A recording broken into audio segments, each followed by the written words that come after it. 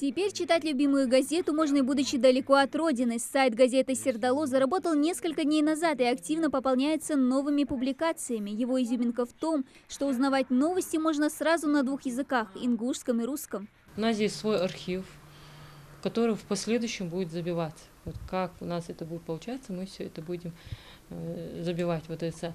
Также мы можем сказать, что у нас есть ингушский язык, который также переводится с русского на ингушский язык. Также продолжается эти же, вот эта новостная лента, она идет на ингушском, и материалы идут точно, соответственно, идут тоже на ингушском языке. Но это не все нововведения, коснувшиеся печатного издания. Если раньше газета выходила 3 раза в неделю, то теперь ее перевели на еженедельник. Подкорректировали в печатном издании и дизайн. В сравнении со старым, теперь внимание читателя привлекает не только интересные заголовки статей, но и более яркая обложка, фотографии в цвете и многое другое. Она, если 16-полосная, то у нас 8 полос, из 16 8 полос получается цветными. Это 50% получается. Также сама газета у нас где-то 6-8 полос уже идут на ингушском языке. И в последующем мы планируем делать полноформатный ингушский язык. Сегодня старейшее печатное издание республики отмечает свой 98-летний юбилей. В Сердало стараются охватить все самое важное, что происходит в регионе. Политика, спорт, культура, образование. На разную тематику уже 30 лет пишет Якуб Султыгов. Для него здесь кладезь новых знаний, получаемых каждый день. Ты для себя получаешь какие-то новые знания и о своей республике, о своем народе, о самом себе. Очень много корректировок бывает в этих знаниях, потому что это очень не скучная работа, она не однообразная. Она каждый раз связана с живыми человеческими историями. Бумажный формат менее актуален, чем электронный, поэтому шагает в ногу со временем и Сердало. Почти всем сотрудникам пришлось переквалифицироваться. К примеру, 10 лет, проработав наборщицей текстов, Аминат Арчакова вместе с другими коллегами научилась работать с сайтом. Теперь, работая с сайтом, это намного интересней. Мы научились работать с фотошопом.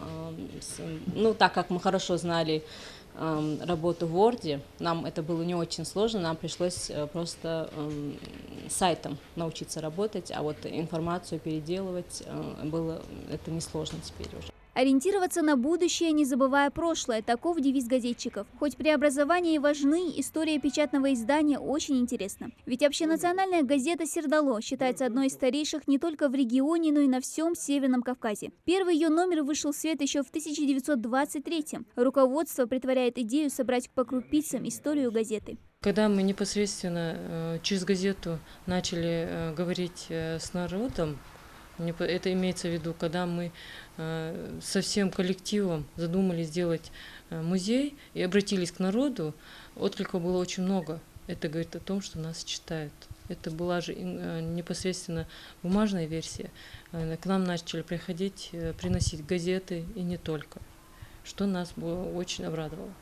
Старые издания 60-х, 70-х и 90-х годов, выпущенные в свет после 13 долгих лет безмолвия газеты. Плюс старая машинка из Грозного, где лично набирали текст на газету. Орден – знак почета, которым награждено Сердало. Фото сотрудников, работавших еще во время становления печатного издания. Каждый материал хранит в себе историю Сердало. После наших мархаж, поедем мы в Российскую национальную библиотеку. Там есть подшивка 20-х годов нашей газеты, и хотим ее заснять, сделать материал, и они нам, по крайней мере, обещали 20-х годов газету, как презент, и в наш фонд нашего музея, нашего Сердало. Вот. И планируем еще снять документальный фильм через 2 года, я думаю, у нас получится. Сердало, что в переводе на ингушский означает «свет», старается соответствовать названию. Газета просвещает народ, знакомит подрастающее поколение с родным языком и освещает все сферы жизни республики. А новая электронная версия, уверены сотрудники, познакомит с газетой более широкий круг читателей.